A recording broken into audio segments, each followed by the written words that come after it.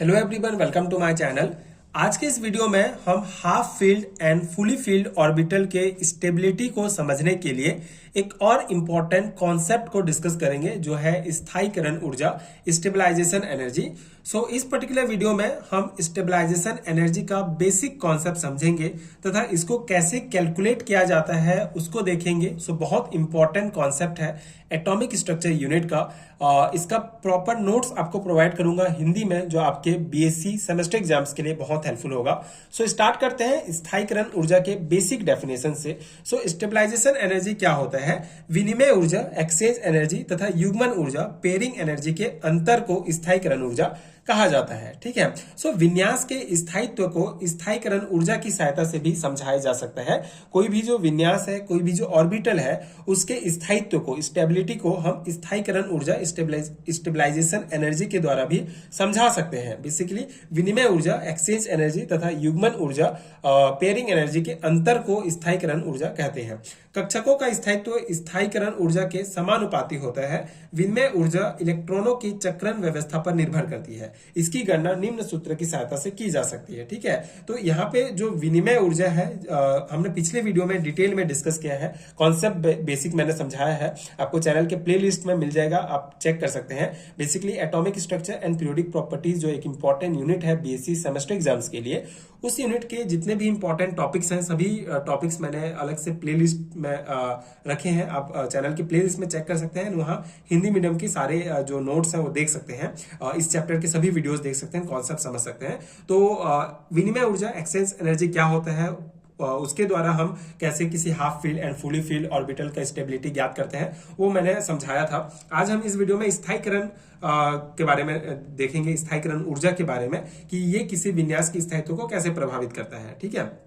तो इसकी गणना निम्न सूत्र से की जा सकती है। ठीक है। जो विनिमय ऊर्जा होता है, विनिमय ऊर्जा इलेक्ट्रॉनों के चक्रण व्यवस्था पर निर्भर करती है और इसकी गणना निम्न सूत्र से की जाती है। यहाँ पे दो इंपॉर्टेंट फॉर्मूला आपको याद रखना पड़ेगा। ठीक है। एक तो विनिमय ऊर्जा और युग्मन ऊर्जा। ठीक है। स्थायीकरण ऊर्जा निकालने के लिए हमको दो ऊर्जा की आवश्यकता होती है। एक तो विनिमय ऊर्जा की आवश्यकता होगी और दूसरा होगा युग्मन ऊर्जा की। तो विनिमय ऊर्जा निकालने के लिए जो फॉर्मूला है वो है एन के, जहां पे एन होता है, एन इक्वल टू होता है स्मॉल एन, कोष्टक में n-1/2 होगा। ठीक है। ये इंपॉर्टेंट फॉर्मूला आपको याद रखना पड़ेगा। विनिमय ऊर्जा बराबर एन के, जहां पे जो कैपिटल एन है उसका फिर एक फॉर्मूला होगा जो है स्मॉल एन, n-1/2, जहां पे जो एन है, स्मॉल एन है, वो शो करता है समांतर चक्रण वाले इलेक्ट्रॉन की संख्या। समांतर चक्रण मतलब जिसका स्पिन क्वांटम नंबर सेम होगा, ऐसे इलेक्ट्रॉनों की संख्या को शो करता है ये स्मॉल एन। ठीक है। युग्मन ऊर्जा की गणना निम्न सूत्र से की जा सकती है। अब ये जो युग्मन ऊर्जा है, पेयरिंग एनर्जी है, इसकी गणना के लिए फॉर्मूला है वो है एक्स पाई। ठीक है। जहां पे एक्स होता है युग्मित इलेक्ट्रॉन युग्मों की संख्या। युग्मित इलेक्ट्रॉन युग्मों की संख्या मतलब जो पेयरिंग इलेक्ट्रॉन्स हैं वो कितने पेयर हैं वो उसको शो करता है ये वाला एक्स। ठीक है। किसके लिए? युग्मन ऊर्जा के लिए। एंड पाई का मतलब है प्रति युग्मित इलेक्ट्रॉन युग्म की ऊर्जा। ठीक है। प्रति युग्मित जो काउंटर पेयरिंग इलेक्ट्रॉन्स होंगे उस युग्म की ऊर्जा को शो करेगा। ठीक है। तो अब हमारा विनिमय ऊर्जा हम निकाल लेंगे इस फॉर्मूला से और युग्मन ऊर्जा निकालेंगे इस फॉर्मूला से। तो अब हम इजिली जो है स्थायीकरण ऊर्जा, स्टेबलाइजेशन एनर्जी निकाल सकते हैं। उसका फॉर्मूला है स्थायीकरण ऊर्जा बराबर विनिमय ऊर्जा माइनस युग्मन ऊर्जा। ठीक है। एन के माइनस एक्स पाई होगा। ठीक है। विनिमय ऊर्जा और युग्मन ऊर्जा को घटाएंगे तो हमको स्थायीकरण ऊर्जा मिलेगा। ठीक है। ये बेसिक कॉन्सेप्ट हो गया। ठीक है। अगर आपको सिंपल सा 2 मार्क्स में पूछा जाता है स्टेबलाइजेशन एनर्जी, स्थायीकरण ऊर्जा क्या है, तो आप इतना लिखेंगे। ठीक है। लेकिन अगर आपको लॉन्ग टाइप क्वेश्चन में पूछा जाता है तो आपको एग्जांपल्स के द्वारा इसको डिटेल में समझाना होगा। तो उदाहरण है पहला, हम जो क्वेश्चन है, किस टाइप के क्वेश्चन आपको पूछे जाएंगे। बेसिकली इस टाइप के क्वेश्चंस, न्यूमेरिकल टाइप क्वेश्चन भी पूछे जा सकते हैं आपको। तो D5 और D6 की स्थायीकरण ऊर्जा की गणना कीजिए। ठीक है। D5 और D6 अभी विन्यास के स्थायीकरण ऊर्जा की गणना कीजिए। तो आप कैसे करेंगे? देखिए, सबसे पहले हम D5 की स्थायीकरण ऊर्जा निकालते हैं। तो D5 के लिए ये ऑर्बिटल आप देख सकते हैं, 5 ऑर्बिटल होंगे D5 सब सेल में। हर एक ऑर्बिटल में एक एक इलेक्ट्रॉन इस प्रकार से भरा हुआ है। अब यहाँ पे दक्षिणावर्त चक्रण में इलेक्ट्रॉन की संख्या, मतलब जो स्पिन क्वांटम नंबर है, जो क्लॉकवाइज स्पिन क्वांटम नंबर है, कितने इसमें इलेक्ट्रॉन्स हैं जो दक्षिणावर्त चक्रण मतलब स्पिन में है, तो उसकी संख्या है n बराबर 1। ठीक है। n बराबर हमारा क्या हो गया, 1 हो गया। और हमको सबसे पहले निकालना है विनिमय ऊर्जा। विनिमय ऊर्जा का जो फॉर्मूला होता है एन के होता है, जहाँ पे जो कैपिटल एन है वो शो करता है एन माइनस 1/2। तो हमको स्मॉल एन पता चल गया, ठीक है। अब हम इजिली जो है विनिमय ऊर्जा निकाल सकते हैं। तो ये फॉर्मूला है जहाँ पे जो स्मॉल एन है ये बेसिकली कितने इलेक्ट्रॉन दक्षिणावर्त चक्रण मतलब स्पिन में है, ठीक है। तो ये 5 माइनस 1/2 हो जाएगा, ठीक है। यहाँ पे अगर हम एन की जगह 5 रखेंगे तो हमारा आ जाएगा 10। मतलब विनिमय ऊर्जा क्या हो जाएगा, विनिमय ऊर्जा एन के, तो एन का मान हमने निकाल लिया 10, तो ये हो जाएगा 10 के, ठीक है। तो विनिमय ऊर्जा हमारा क्या हो गया, 10 के। अब हम निकालेंगे युग्मन ऊर्जा, ठीक है। युग्मन ऊर्जा पेयरिंग एनर्जी निकालते हैं। तो वामावर्त चक्रण में युग्मित इलेक्ट्रॉन की युग्मों की संख्या। अब हम यहाँ पे D5 के लिए डिस्कस करें तो D5 में कोई भी युग्मित इलेक्ट्रॉन नहीं है, मतलब पेयर में इलेक्ट्रॉन्स प्रेजेंट नहीं है इसमें। तो उसके लिए युग्मन ऊर्जा का मान 0 हो जाएगा, ठीक है। तो कुल विनिमय ऊर्जा जो है हमारा 10 के हो गया, और युग्मन ऊर्जा जो है वो होता है x इंटू पाई होता है। तो x का मान 0 है, मतलब ये 0 हो जाएगा। अब हम स्थायीकरण ऊर्जा निकाल सकते हैं, ठीक है। हमको दो ऊर्जा की आवश्यकता होती है, एक तो विनिमय ऊर्जा और एक युग्मन ऊर्जा, दोनों प्राप्त हो गया। विनिमय ऊर्जा है हमारा D5 विन्यास के लिए 10 के, और युग्मन ऊर्जा है 0। तो दोनों का मान हम रखेंगे, तो स्थायीकरण ऊर्जा बराबर विनिमय ऊर्जा माइनस युग्मन ऊर्जा। तो विनिमय ऊर्जा है 10 के माइनस 0, तो ये 10 के ही आ जाएगा, ठीक है।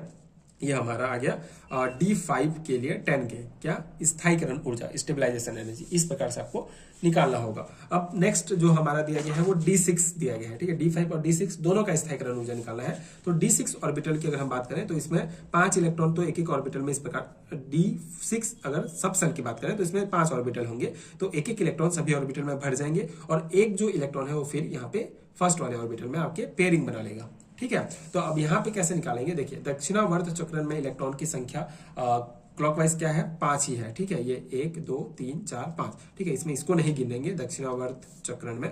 तो 5 है, तो इसका सिंपल सा विनिमय ऊर्जा हमारा निकल जाएगा 10, ठीक है। 5 है तो 10 आएगा, ठीक है। विनिमय ऊर्जा जो हमने D5 के लिए निकाला सेम है वैसा, है ना। अब विनिमय ऊर्जा हमारा निकल गया 10 के।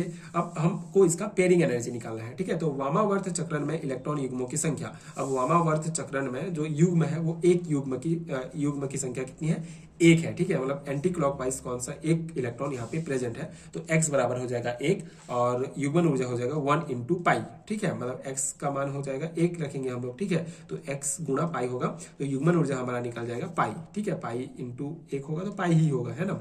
तो अब स्थायीकरण ऊर्जा कैसे निकालेंगे, हमारा दो चाहिए रहता है हमको। एक तो विनिमय ऊर्जा 10 के निकल गया, युग्मन ऊर्जा पाई निकल गया। तो स्थायीकरण ऊर्जा कैसे निकालेंगे, विनिमय ऊर्जा माइनस युग्मन ऊर्जा। तो 10 के माइनस पाई हो जाएगा, 10 के माइनस पाई होगा, है ना। तो इससे क्या होगा कि अतः D5 इलेक्ट्रॉन की स्थायीकरण ऊर्जा D6 इलेक्ट्रॉन से अधिक है, ठीक है। D5 का जो है ये क्या है, हाफ फील्ड है, हाफ फील्ड है।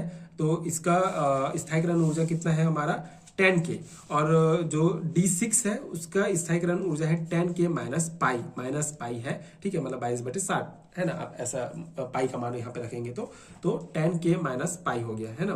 तो इससे स्पष्ट होता है कि जो D5 है हाफ फील्ड ऑर्बिटल है, उसका स्थायीकरण ऊर्जा ज्यादा है, मतलब ये ज्यादा स्टेबल है, ठीक है। जिसका स्थायीकरण ऊर्जा ज्यादा होगा वो ज्यादा स्टेबल होता है। तो इस प्रकार से हम जो है हाफ फील्ड और फुली फील्ड ऑर्बिटल का स्टेबिलिटी जो है स्थायीकरण ऊर्जा से पता कर सकते हैं, ठीक है। जैसे अगर हम मान लो निकालते हैं D8 और D10 का, तो D10 का स्थायीकरण ऊर्जा ज्यादा होगा D8 की तुलना में। इससे भी स्पष्ट होगा कि जिसका स्थायीकरण ऊर्जा ज्यादा होता है वो ज्यादा स्टेबल होता है, तो इसका ज्यादा निकलेगा और ये ज्यादा स्टेबल है D10, ठीक है। तो इसी प्रकार से D5 इलेक्ट्रॉन की स्थायीकरण ऊर्जा D6 से अधिक है। इस एग्जाम्पल से हमको ये पता चलेगा, ठीक है। तो ये हो गया स्थायीकरण ऊर्जा स्टेबलाइजेशन एनर्जी का बेसिक कॉन्सेप्ट, और एग्जाम्पल्स के द्वारा जो बेसिक क्वेश्चंस जिस टाइप के पूछे जाते हैं वो, है ना। हमने एक न्यूमेरिकल क्वेश्चन डिस्कस किया, मतलब रूल्स को फॉलो करके उसके फॉर्मूला को पुट करके हमने निकाला स्थायीकरण ऊर्जा। तो ये बहुत बेसिक है, ठीक है। एक दो बार आप वीडियो देखेंगे तो आपको समझ में आ जाएगा।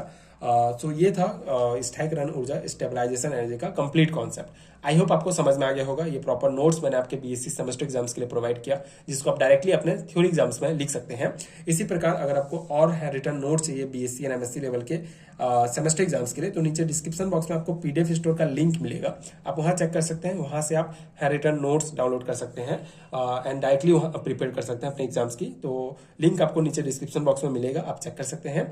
एंड इसी प्रकार के और वीडियोस अगर आपको देखना है तो चैनल की प्लेलिस्ट में आप जाके चेक कर सकते हैं। एंड आगे की वीडियोस देखने के लिए चैनल के साथ जुड़े रहिए। Thank you so much for watching.